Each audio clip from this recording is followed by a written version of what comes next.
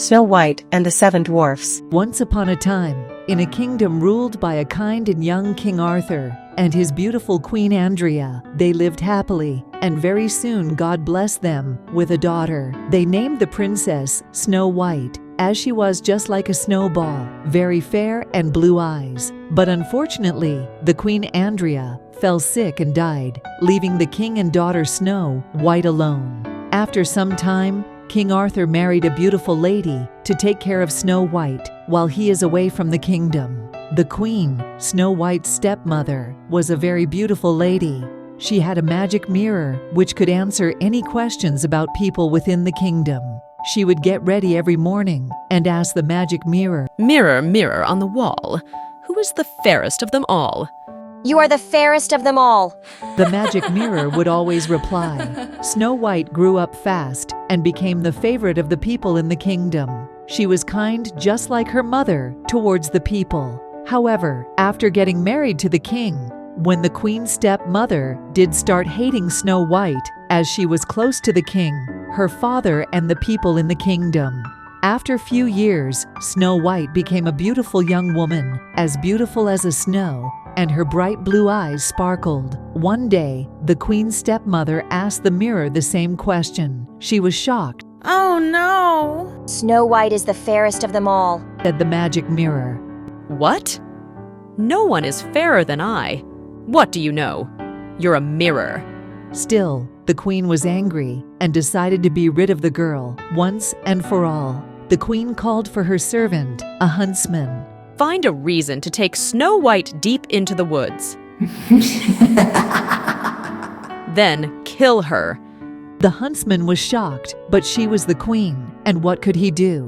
The next day he took Snow White into the woods. As he drew his knife to slay her, he stopped and I cannot do this. he dropped to his knees and said, How can I say this to you? The queen, your stepmother, ordered me to kill you, but I cannot. Snow White was alarmed and scared. You must run away, Said the huntsman. Far into the woods, now and never come back to the castle. Snow White turned and ran into the woods as fast as she could. It was getting dark, and the wolves were starting to howl. Then, all of a sudden, Far away, she saw a light. Who was living so deep in the woods? She stepped up closer. It was a cottage. "Hello," she said, knocking softly on the door. "Hello," but there was no answer. The door was a little bit open. She opened it some more and stepped in. "Hello, is anyone home?" She looked around. She had never seen a messy living room. "But it's a roof over my head for tonight. Maybe if I clean up around here, I can earn my sleep," she thought. After Snow White cleaned up the living room, she went upstairs. On the second floor, there were 7 little beds lined up in a row, as if for children. Tired from cleaning, Snow White yawned and lay across all 7 of the beds. Soon she fell fast asleep. Snow White didn't know that the house belonged to 7 dwarfs: Bashful, Doc, Dopey, Grumpy, Happy, Sleepy, and Sneezy. They had gone out to work as usual, and were about to return home from a long day of working in the jewel mines. When they opened the door, they were surprised to see their cottage all cleaned up. "What kind of magic is this?" said one of the dwarfs. "Better check upstairs. Something is fishy around here, that's for sure." There, lying across all their beds, was a young lady, fast asleep. "Who are you?" said all the dwarfs at once. Snow White woke up with a jolt. The 7 dwarfs could tell she was as surprised as they were. But then they heard her story, they sympathized with her. "Stay here, with us," said Bashful. "That's sweet," said Snow White. "but if I were to stay here at your home, I would have to do something for all of you." "You already cleaned up our place," said Sneezy. The 7 dwarfs shrugged. "Do you know how to read?" said Document. "We have these books filled with wonderful tales and would love to be able to read them." And so it was agreed that Snow White would teach them how to read. To celebrate their new friendship, Snow White and the 7 dwarfs sang and danced the night away. The next morning, the dwarfs left the house for work. Back at the castle, the queen marched up to her mirror. "Mirror, mirror on the wall, who is the fairest of them all?" "Snow White is the fairest of them all." That's impossible. The girl is no longer alive. Snow White lives. said the magic mirror.